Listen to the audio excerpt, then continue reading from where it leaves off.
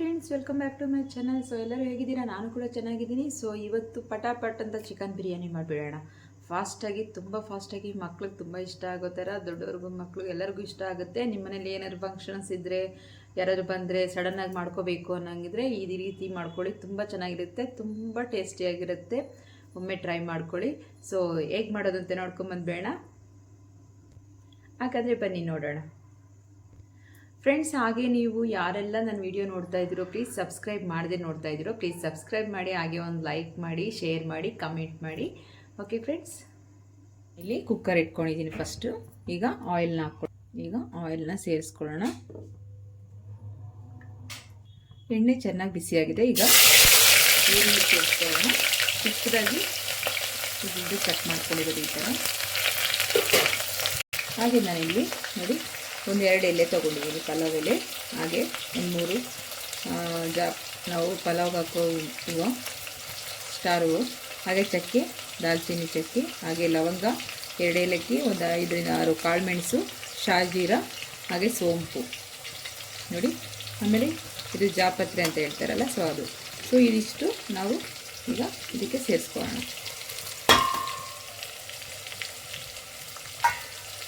ಈಗ ಚೆನ್ನಾಗಿ ಮಿಕ್ಸ್ ಮಾಡ್ಕೊಳ್ಳೋಣ.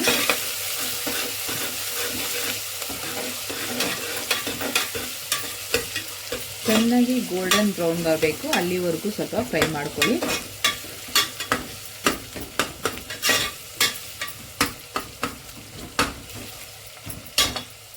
ಈಗ ಫ್ರೆಂಡ್ಸ್ ನೋಡಿ, ಈ ಥರ ಆಗಿದೆ ನೋಡಿ. ಫುಲ್ಲು ಈ ಥರ ಗೋಲ್ಡನ್ ಬ್ರೌನ್ ಬರಬೇಕು. ಆ ಥರ ಆಗೋವರೆಗೂ ನೀವು ಈ ರೀತಿ ಚೆನ್ನಾಗಿ ಫ್ರೈ ಮಾಡ್ಕೊಳ್ಳಿ. ಹಾಗೆ ನಾನಿಲ್ಲಿ 1 ಟೇಬಲ್ ಸ್ಪೂನಷ್ಟು ಶುಂಠಿ ಬೆಳ್ಳುಳ್ಳಿ ಪೇಸ್ಟನ್ನು ಹಾಕ್ಕೊತಾ ಇದ್ದೀನಿ.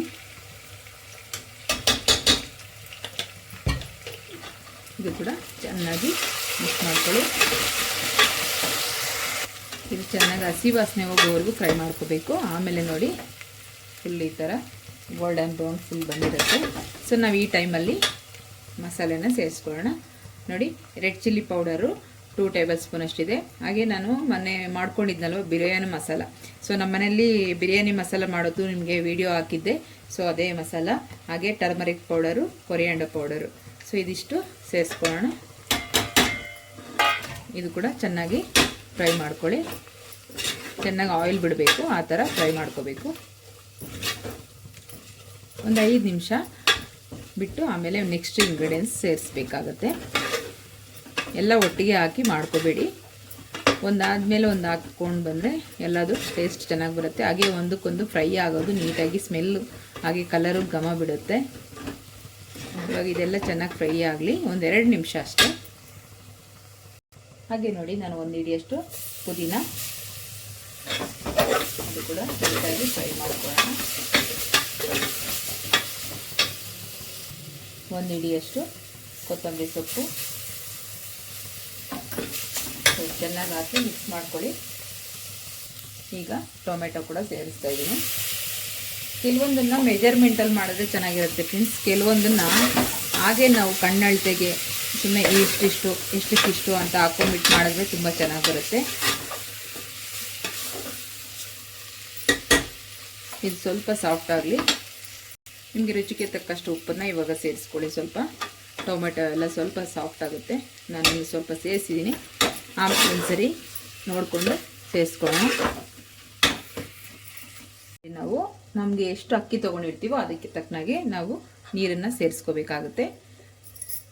ಸೊ ನಾನು ಈ ಕಪ್ಪಲ್ಲಿ 2 ಕಪ್ಪಷ್ಟು ಅಕ್ಕಿ ತೊಗೊಂಡಿದ್ದೀನಿ. ಸೊ ಅದರಲ್ಲಿ ನಾನು ಇವಾಗ 4 ಕಪ್ ಹಾಕಬೇಕು. ಸೊ ನಾನು 3.5 ಕಪ್ ಹಾಕ್ತಾಯಿದ್ದೀನಿ ನೀರು. ಸೊ ಯಾಕೆ ಅಂದರೆ ನಮಗೆ ಚಿಕನ್ ಬಾಯ್ಲ್ ಆಗಿಬಿಟ್ಟಾಗ ಸ್ವಲ್ಪ ನೀರು ಬಿಡುತ್ತೆ ಅದರಲ್ಲೂ ಕೂಡ. ಸೊ ನಾನು 3.5 ಕಪ್ಪನ್ನು ಇಲ್ಲಿ 3.5 ಕಪ್ ನೀರು ಸೇರಿಸಿದ್ದೀನಿ. ಚೆನ್ನಾಗಿ ಕುದೀಲಿ, ಸ್ವಲ್ಪ ಚೆನ್ನಾಗಿ ಬಾಯ್ಲ್ ಆಗಬೇಕು. ಒಂದು 5 ನಿಮಿಷ ಬಿಟ್ಬಿಡಿ. ನೋಡಿ, ಇವಾಗ ಚೆನ್ನಾಗಿ ಕುದೀತಾ ಇದೆ. ಸೊ ನಾವು ಇವಾಗ ಈ ಟೈಮಲ್ಲಿ ನಾನು ಒಂದು 1/2 kg ಚಿಕನ್ ಇದೆ, ಸೊ ಅಷ್ಟನ್ನು ಸೇರಿಸ್ಕೊತಾ ಇದ್ದೀನಿ.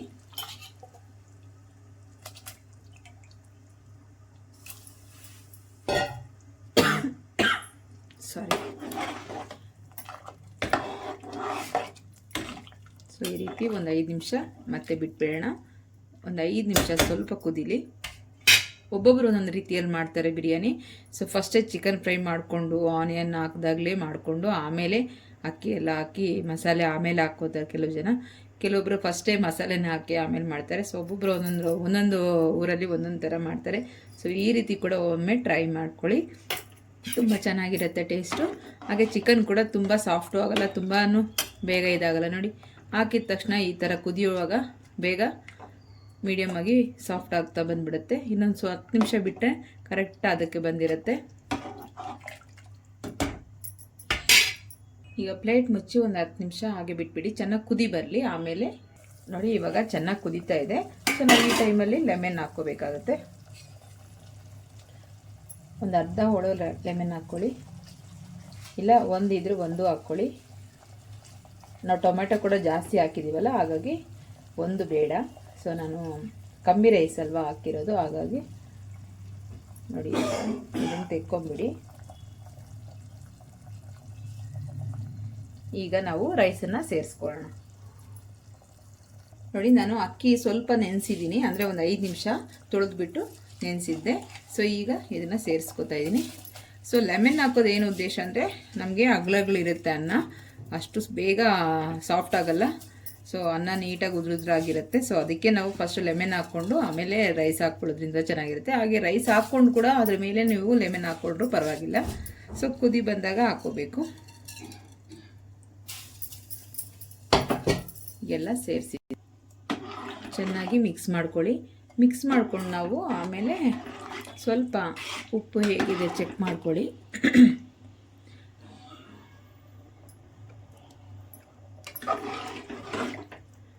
ಸೊ ಸ್ವಲ್ಪ ಸಪ್ಪೆ ಇದೆ, ಸ್ವಲ್ಪ ಸೇರಿಸ್ಕೋಬೇಕು. ನಾನಿಲ್ಲಿ ಒಂದು ಅರ್ಧ ಟೇಬಲ್ ಸ್ಪೂನ್ ಅಷ್ಟು ಸೇರಿಸ್ತಾ ಇದ್ದೀನಿ. ಆವಾಗಲೇ ಸ್ವಲ್ಪ ಸೇರಿಸಿದ್ವಲ್ವ, ಹಾಗಾಗಿ ಸ್ವಲ್ಪ ಮಟ್ಟಿಗೆ ಸೇರಿಸ್ತಾ ಇದ್ದೀನಿ. ಈಗ ನೀಟಾಗಿ ಒಂದ್ಸರಿ ಮಿಕ್ಸ್ ಮಾಡಿಕೊಂಡು ಕುಕ್ಕರ್ ಕ್ಯಾಪ್ ಏನು ಹಾಕಬೇಡಿ ಇವಾಗಲೇ, ಹಾಗೆ ಸುಮ್ಮನೆ ಪ್ಲೇಟ್ ಮುಚ್ಚಿ ಸ್ವಲ್ಪ ಬೇಯಿಸಿ ಆಮೇಲೆ ಇನ್ನೊಂದು ಸರಿ ನಿಧಾನಕ್ಕೆ ಒಂದ್ಸರಿ ಮಿಕ್ಸ್ ಮಾಡ್ಕೋಬೇಕು. ನೋಡಿ ಈ ಸ್ಟೇಜಲ್ಲಿ ನಾವು ಈ ಥರ ಸ್ವಲ್ಪ ಗಟ್ಟಿ ಆಗುತ್ತೆ. ಈ ಸ್ಟೇಜಲ್ಲಿ ನೀಟಾಗಿ ಒಂದ್ಸರಿ ಮಿಕ್ಸ್ ಮಾಡಿಕೊಂಡು ಲೋ ಫ್ಲೇಮ್ ಇಟ್ಕೊಳ್ಳಿ. ಲೋ ಫ್ಲೇಮ್ ಇಟ್ಕೊಂಡ್ಬಿಟ್ಟು ಆಮೇಲೆ ನಾವು ಕುಕ್ಕರ್ ಕ್ಯಾಪನ್ನ ಹಾಕಬೇಕಾಗತ್ತೆ. ಈಗ ಕುಕ್ಕರ್ ಕ್ಯಾಪನ್ನ ಹಾಕ್ಕೊಳ್ಳೋಣ. ಸೊ ಹೈ ಫ್ಲೇಮ್ ಇಟ್ಕೋಬೇಡಿ, ಯಾಕೆಂದರೆ ತಳ ಸೀದೋಗ್ಬಿಟ್ಟಿರುತ್ತೆ, ಆಮೇಲೆ ಮೇಲೆ ಮಾತ್ರ ಹಾಗೆ ಇರುತ್ತೆ.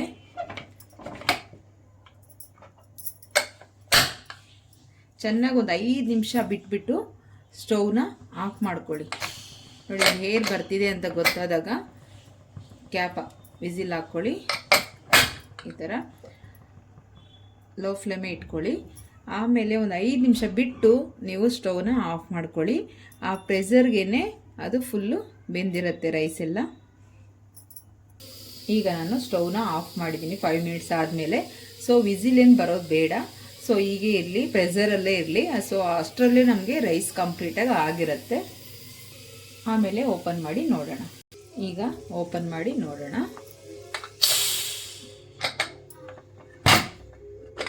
ನೋಡಿ ಯಾವ ಥರ ಆಗಿದೆ ಅಂತ. ಸ್ವಲ್ಪ ತಣ್ಣಗಾದರೆ ನೀಟಾಗಿ ಇದಾಗುತ್ತೆ. ನೋಡಿ ಅನ್ನ ಒಂದಕ್ಕೊಂದು ಅಂಟ್ಕೊಂಡಿರಲ್ಲ, ಈ ಥರ ಉದ್ರುದ್ರಾಗಿರುತ್ತೆ ರೈಸ್ ಯಾವಾಗಲೂ. ನೋಡಿ ಎಷ್ಟು ಬಿಡಿಬಿಡಿಯಾಗಿದೆ ಅನ್ನ ಅಂತ. ಈಗ ರೆಡಿಯಾಗಿದೆ. ನಾವೀಗ ಬೌಲ್ಗೆ ಹಾಕ್ಕೊಂಡು ಪ್ಲೇಟ್ಗೆ ಸರ್ವ್ ಮಾಡ್ಕೊಳ್ಳೋಣ.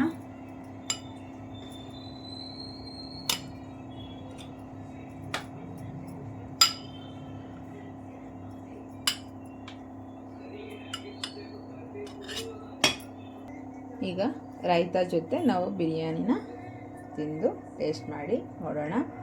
ತುಂಬ ಚೆನ್ನಾಗಿರುತ್ತೆ ಬಿರಿಯಾನಿ. ನೋಡಿ ಎಷ್ಟು ಉದುರುದುರಾಗಿದೆ ಅನ್ನ. ಹಾಗೆ ಪೀಸ್ ಕೂಡ ಅಷ್ಟೇ ನಮಗೆ ನೀಟಾಗಿ ಬೆಂದಿರುತ್ತೆ. ಹಾಗೆ ಉಪ್ಪು ಖಾರ ಎಲ್ಲ ನೀಟಾಗಿ ಅದಕ್ಕೆ ಹಿಡ್ದಿರುತ್ತೆ. ಈ ಥರ ಸ್ವಲ್ಪ ಮಾಡ್ಕೊಂಡು ಮನೆಯಲ್ಲಿ ತಿಂದುಬಿಟ್ರೆ ಇಮ್ಮಿಡಿಯೇಟಾಗಿ ಫಾಸ್ಟಾಗಿ ನಾವು ಈ ಥರ ಮಾಡ್ಕೊಂಡು ತಿನ್ಬೋದು. ನೋಡಿ ತುಂಬ ಚೆನ್ನಾಗಿರುತ್ತೆ ಟೇಸ್ಟು. ಒಮ್ಮೆ ಟ್ರೈ ಮಾಡ್ಕೊಳ್ಳಿ.